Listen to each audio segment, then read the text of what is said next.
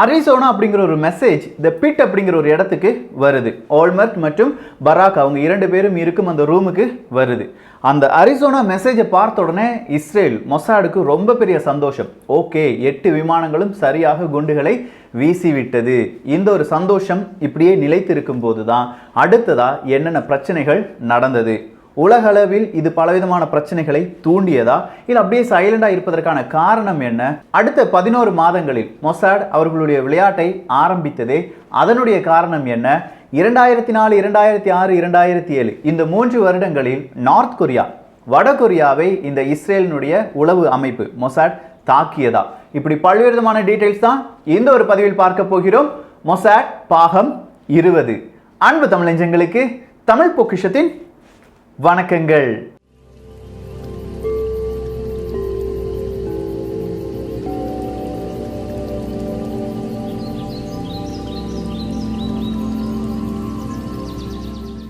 சின்னதாக ஒரு கன்ஃபியூஷன் வந்துருச்சு. மொசாட் பாகம் நேற்று வெளியிட்டது 18 19 அப்படிங்கிறது தான். ஆக்சுவலாக நேற்று வெளியிட்ட பாகம் 19. நான் தெரியாமல் 18ன்னு சொல்லியிருப்பேன். 18 ஆல்ரெடி நம்ம அப்லோட் பண்ணிட்டோம். அதை வந்து பிளேலிஸ்ட்டில் சேர்க்காமல் இருந்திருக்கோம். அதையும் நம்ம இப்போ பிளேலிஸ்ட்டில் சேர்த்துட்டோம். அதனுடைய URL கீழே டிஸ்கிரிப்ஷனில் இருக்குது. ஸோ இது மொசாட் பாகம் 20. அரிசோனா இந்த ஒரு மெசேஜில் தான் நேற்று வீடியோ கட் ஆயிருச்சு. இந்த அரிசோனா மெசேஜ் கேட்ட உடனே எல்லாருக்குமே சந்தோஷம் அப்படிங்கிறத பார்த்தோம். ஆனால் இங்கே 8 விமானங்கள் போனதாக பார்த்தோம் அல்லவா, 7 விமானங்கள் தான் குண்டுகளை பொழிந்திருக்கிறது. அப்படின்னா அந்த ஒரு விமானம் எதற்கு? இந்த ஒரு கேள்வியை நாம் கேட்க வேண்டும். இந்த கேள்விக்கான பதிலை தேடி செல்வதற்கு முன்பாக சிரியாவில் என்னென்ன பிரச்சனைகள் நடந்தது அப்படிங்கிறத பார்க்கலாம். 12:30 12:45 இந்த ஒரு நேரத்தில், இரவு 12:30 12:45 குண்டுகள் எல்லாமே போடப்பட்டது. அந்த இடம் முழுவதுமாக தரைமட்டமாக்கப்பட்டது. ஆபரேஷன் ஆர்ச்சார்ட் அப்படி இல்லைன்னா அவுட் ஆஃப் த பாக்ஸ் அப்படின்னு சொல்லுவாங்க. அந்த ஆபரேஷன் சக்சஸ்ஃபுல்லா முடிஞ்சிருச்சு. அதிகாலை 2:55 மணிக்கு சனா அப்படிங்கிற news agency, Syria Arab news agency அப்படின்னு சொல்லலாம், அவங்க ஒரு டிக்ளரேஷனை கொடுக்குறாங்க. இந்த மாதிரி இஸ்ரேலினுடைய விமானம் இங்கே வந்தது, நம்முடைய விமானம் அவர்களை விரட்டி அடித்து விட்டது அப்படின்னு சொல்றாங்க. ஆனா இஸ்ரேல் மொசாட் இதை ஒத்துக்கொள்ளவே இல்லை. 6:46க்கு இஸ்ரேல் அவங்களுடைய ஒரு செய்தி அறிக்கையில் சொல்கிறார்கள், நாங்க யாரையும் தாக்கவில்லை அப்படின்னு சொல்றாங்க. 8:46க்கு அமெரிக்கா வேறொரு செய்தியை வெளியிடுகிறது, இந்த மாதிரி சிரியால ஒரு தாக்குதல் நடந்திருக்கு, அது இஸ்ரேல் தான் செஞ்சாங்களான்னு சரியா தெரியல, ஆனாலும் தாக்குதல் நடந்திருக்கு, உயிர் சேதம் இல்லை அப்படின்னு மட்டும் சொல்லி முடிச்சிட்டாங்க. ஸோ டோட்டலாக உலக அளவில் இது ஒரு பெரிய அதிர்வலையை ஏற்படுத்துகிறது. சிரியா ரொம்ப பெரிய அதிர்ச்சியில் ஆழ்ந்திருக்கிறது. சிரியா கொஞ்சம் கொஞ்சமாக அவங்க செய்த தப்பு என்ன, எந்த இடத்துல இது மிஸ் ஆச்சு? ஏன்னா ஆல்ரெடி 2003 தான் லிபியா அப்படிங்கிற அந்த நாடு கடாஃபி அவர்கள் சொன்ன பிறகு தான் மொசாட் கொஞ்சம் கொஞ்சமாக ஸ்மெல் பிடிச்சு இங்கே வர வந்தாங்க அப்படிங்கிறதுல அவங்க தெரிந்து கொண்டார்கள். ஸோ 2007 செப்டம்பர் மாதம் 6ஆம் தேதி இவ்வளோ பெரிய தாக்குதலை நடத்த வேண்டும் என்றால் மொசாட் இதற்கு முன்பாக என்னென்ன செய்தது அப்படிங்கிறத கொஞ்சமாக அவங்களும் கொஞ்சம் தகவலை சேகரிக்க ஆரம்பிக்கிறார்கள். அப்படி தகவலை சேகரிக்க ஆரம்பிக்கும் போது தான் சில விஷயங்கள் சிரியாவுக்கும் தெரிய வருகிறது. 2003 வருடம் லிபியா கடாஃபி அவர்கள், நானும் அணு ஆயுதத்தை செய்து கொண்டிருந்தேன், எனக்கு AQ கான் அவர்கள் தான் இந்த மாதிரி சப்ளை செய்தார் என்பதை சொல்லிவிட்டார். AQ கானை பற்றி பேசும்போது பலருக்கும் ஒரு டவுட் இருந்தது, 4வது நாடாக இந்தியா இருந்திருக்கும் அப்படிங்கிறத நம்ம சொன்னோம். அதற்கான காரணம் இருக்கிறது. இந்தியா பல வருடங்களுக்கு முன்பாகவே அணு ஆயுதத்தை கண்டுபிடித்திருந்தாலும் இந்தியாவுக்கு உலக நாடுகள் பலவிதமான தடைகளை விதித்திருக்கின்றன. இப்போதும் அந்த தடைகள் எல்லாமே இருக்கு. நமக்கு தேவையான அணு ஆயுதத்திற்கு தேவையான பல பொருட்கள் பல உலக நாடுகள் கொடுப்பதற்கு தடை விதிக்கப்பட்டிருக்கிறது. யுரேனியம்லாம் சொல்லலாம். அதெல்லாம் நம்ம என்ன செஞ்சுட்டு இருந்தோம், பிளாக் மார்க்கெட் வழியாக வாங்குவதற்கான வாய்ப்புகள் இருந்தது. அதை யார் சப்ளை பண்ணியிருப்பாங்கன்னு நிறைய பேர் டவுட் பண்றாங்க. இந்த AQ கானினுடைய நெட்வொர்க் சப்ளை பண்ணியிருப்பதற்கான வாய்ப்புகள் இருப்பதாக சொல்கிறார்கள். ஸோ இந்த AQ கானை பற்றி அதிகமாக நீங்கள் தெரிந்து கொள்ள வேண்டும் என்றால் கீழே டெஸ்கிரிப்ஷனில் 2 லிங்க்குகளை கொடுக்குறேன். அந்த 2 லிங்க்லையும் நிறைய டீட்டெயில்ஸ் இருக்கு. 3 விதமான இன்வெஸ்டிகேஷன் இந்த AQ கான் மேலே வைக்கப்பட்டது.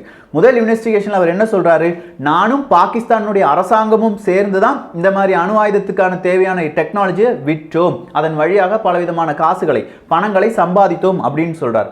இன்னொரு இன்வெஸ்டிகேஷன்ல சொல்றார், இல்ல பாகிஸ்தான் அரசாங்கத்துக்கு இதுக்கும் சம்பந்தம் கிடையாது, ஆனா சவுதி அரேபியாவில் இருக்கிற ஒரு மிடில் மேன் வழியாகத்தான் இதெல்லாமே நான் செஞ்சேன், எனக்கு தெரியாம டெக்னாலஜி அவர் வித்துட்டார் அப்படின்னு சொல்றாங்க.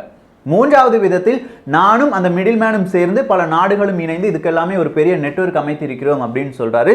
ஸோ இதுவரையிலும் இதனுடைய உண்மைத்தன்மை என்ன அப்படிங்கிறது தெரியல. எது எப்படி இருந்தாலும் ஏக்யூகான் நெட்வொர்க்கை முழுவதுமாக தடைப்படுத்த வேண்டும் அப்படிங்கிறது மொசாட் அமைப்பினுடைய குறியாக 2003 முதல் வைக்கப்படுகிறது.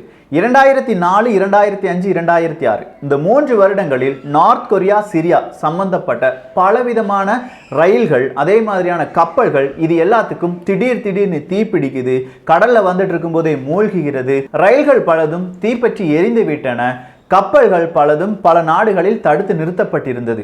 இது எல்லாமே இந்த 3 வருடத்தில் நடத்தப்பட்டது. 2004, 2005, 2006 இது எல்லாம் செய்தது மொசாட் தான் அப்படிங்கிறது பிற்காலத்தில் தான் சிரியர்களுக்கே தெரிய வந்தது. சோ இஸ்ரேல் மொசாட் 2004 இருந்து அவர்களுடைய ஆட்டத்தை ஆரம்பித்து விட்டார்கள்.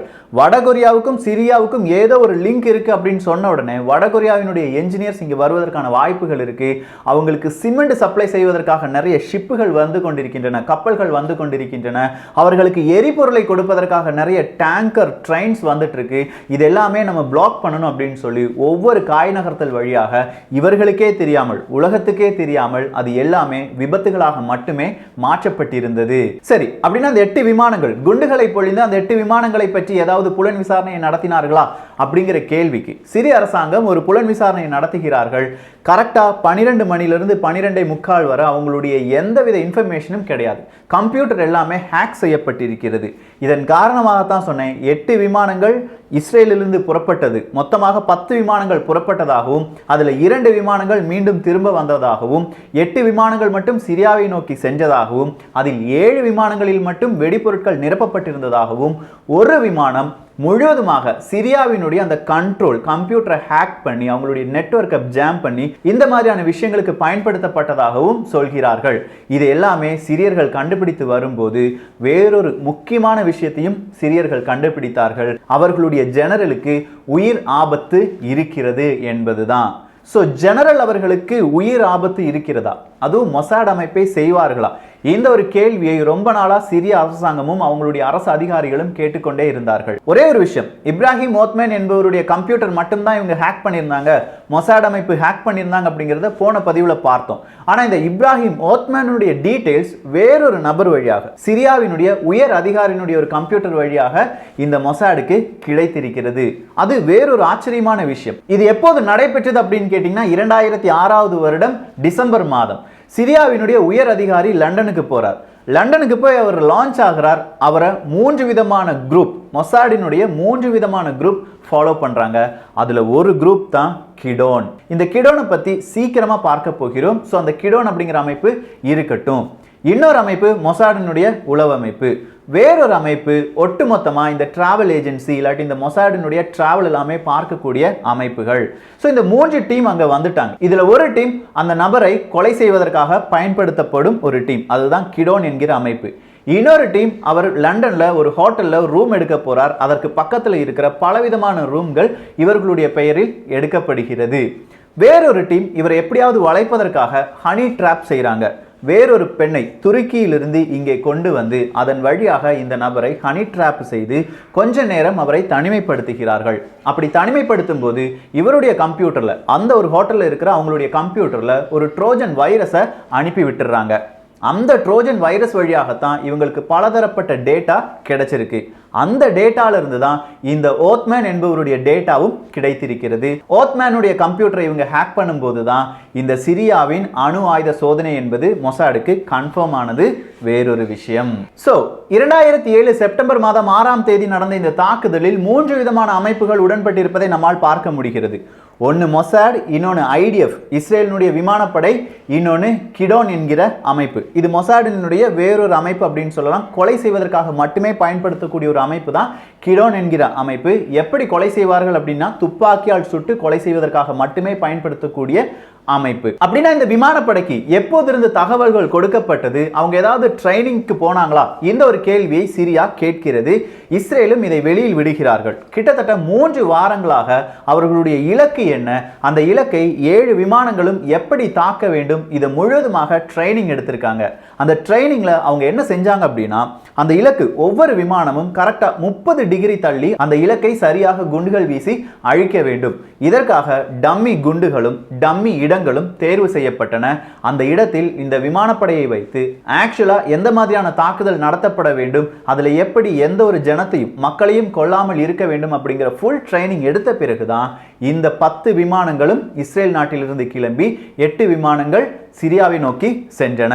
இந்த விமானப்படைக்கு ராம் அப்படிங்கிறது தான் பெயர் போட்டிருந்தார்கள். அதாவது இந்த ஆபரேஷன் விமானப்படையின் ஐடிஎஃபின் இந்த ஆபரேஷனுக்கு ராம் என்பதுதான் பெயர். அவர்களுடைய பாஷையில் இதற்கு தண்டர், இடி என்பதுதான் அர்த்தம். சோ இந்த விமானப்படையை யார் தலைமையேற்று நடத்துகிறார்கள் அப்படின்னு கேட்டீங்கன்னா எலிசர் ஸ்கெடி என்பவர் தான். இந்த எலிசர் ஸ்கெடி என்பவர் 3 விதமான பிளான் போட்டு அதுல முதல் பிளானையே எக்ஸிக்யூட் பண்ணதாக இஸ்ரேல் அமைப்பு, மொசாட் அமைப்பு சொல்கிறது. உங்களுக்கு வேற ஒரு டவுட் இருக்கும். இந்த நியூக்ளியர் ரியாக்டர் அப்படி இல்லைன்னா இந்த அணு ஆயுத சோதனை கூடம் அப்படிங்கிறத பார்த்தோம்ல, அங்க இருக்கிற மண், தண்ணீரை இதெல்லாமே கொண்டு போனதாக சொன்னார்களே, அதற்காக வேற ஏதாவது விமானங்களை இவர்கள் பயன்படுத்தினார்களா என்பதை இந்த சிரிய அரசாங்கமும் கவனிக்கும் போதுதான் தெரிகிறது. CH-53 சாப்பர் அப்படிங்கிற ஒரு குட்டி விமானத்தை இஸ்ரேல் மொசாட் அமைப்பு பயன்படுத்தி இருக்கிறது. அந்த புகைப்படத்தை எடுப்பதற்காக, அங்க இருக்கும் மண்களை எடுப்பதற்காக, இந்த மாதிரி பல விஷயங்களுக்கு. இது சுத்தமா துளி அளவும் சப்தம் என்பதை வெளிவிடாதாம்.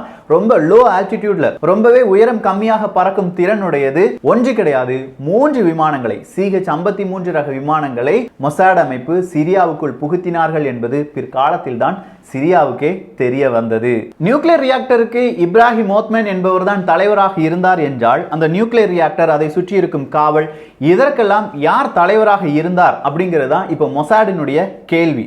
அவர் மட்டும் உயிரோடு இருந்தால் மறுபடியும் வேறொரு இடத்தில் இதே மாதிரியான ஒரு நியூக்ளியர் ரியாக்டர் இல்லாட்டி அணு ஆயுத சோதனையை சிரியாவால் நடத்த முடியும் என்று மொசாட் அமைப்பு நம்பியது. சோ அந்த நபர் யார் அப்படிங்கிற கேள்விக்கான பதில் தான் ஜெனரல் முகமது சுலைமான். முகமது சுலைமான் இவர் அரசாங்க, அந்த சிரியாவினுடைய அரசு குடும்பத்துக்கு ரொம்பவே உறுதுணையாக இருந்தவர். அவருடைய அப்பா காலத்தில், அடுத்ததா இறந்து போன அவருடைய சகோதர காலத்தில், இப்ப கடைசியா இருக்கிற அதிபருடைய காலத்தில், எல்லாத்திலையுமே முகமது சுலைமான் என்பவர் ஒரு முக்கியமான பொறுப்பில் இருந்தவர் என்பதை எல்லாமே மொசாட் என்ன செஞ்சிட்டாங்க, டேட்டாவா கலெக்ட் பண்ணிட்டாங்க. எந்த இடத்துல டிகிரி எடுத்தார், எப்படி இவர் அறிமுகமானார், எப்படி உங்களுடைய அண்ணனுக்கு அறிமுகமானார், எல்லா டீடைல்ஸுமே தெரிஞ்சிருச்சு. ஆனா வேறொரு டீடைல்ஸ் அவங்களுக்கும் தெரிஞ்சது. கிட்டத்தட்ட ஒரு 6-7 மாதங்களாக இவர் என்ன செய்ய போகிறார், ஓய்வெடுக்க போகிறார். ரொம்ப மனதளவில் இவர் வீக் ஆயிட்டார். முகமது சுலைமான் என்பவர் மனதளவில் தாக்கப்பட்டு விட்டார் மொசாடினுடைய இந்த ஒரு தாக்குதல் காரணமாக. ஆனா கூடிய சீக்கிரம் அவர் என்ன செய்ய போகிறார், வேறொரு இடத்தில் இதே மாதிரியான ஒரு நியூக்ளியர் ரியாக்டரை வைக்க போகிறார். இந்த டீடைல்ஸும் மொசாட் அமைப்புக்கு கிடைச்சிருச்சு. செப்டம்பர் மாதம் 6ஆம் தேதி தாக்குதலை முடித்த பிறகு அடுத்ததா அவர்களுடைய கண்கள் போனது முகமது சுலைமான் என்ன செய்ய போகிறார் என்பதுதான். கிட்டத்தட்ட 11 மாதங்கள் இதற்காகவே மொசாட் அமைப்பு அந்த ஒரு நபருக்காக செலவிட்டது அப்படின்னு சொல்லலாம். இந்த முகமது சுலைமான் எங்க போறார், என்ன செய்ய போகிறார், இப்படி பல தரப்பட்ட நேரங்களையும் காலங்களையும் குறித்து வைத்துக் கொண்டது.